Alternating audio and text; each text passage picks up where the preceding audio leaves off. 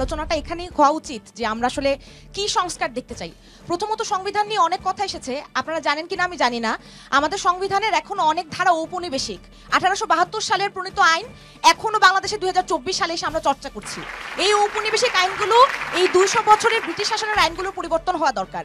দ্বিতীয়ত, আমাদের দেশের অর্থনৈতিক চাকা, আমাদের নিজস্ব পাটকল, চিনিকল সরকারিভাবে রাষ্ট্রায়ত্ত জায়গা থেকে সেগুলো বন্ধ করে আমরা বিদেশি চিংড়ি শিল্প, চা শিল্প ওই দিকে ঝুঁকে পড়ছি। সেখানে আমাদের অর্থনৈতিক চাকা নিজেদের দেশের মধ্যে নিজেদের পাটকল, চিনিকল থেকে শুরু করে আমাদের শ্রমিকরা, আমাদের চা শ্রমিকরা, আমাদের যারা কাজ করে তারা যেন তাদের মজুরিটা পায় সেটা দেখতে হবে।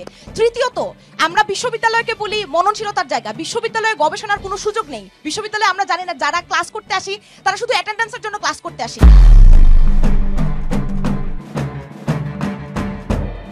সেই জায়গায় উন্নত শিক্ষা ব্যবস্থার মধ্য দিয়ে বিশ্ববিদ্যালয়ের যে আমূল সংস্কার সেটাও দরকার।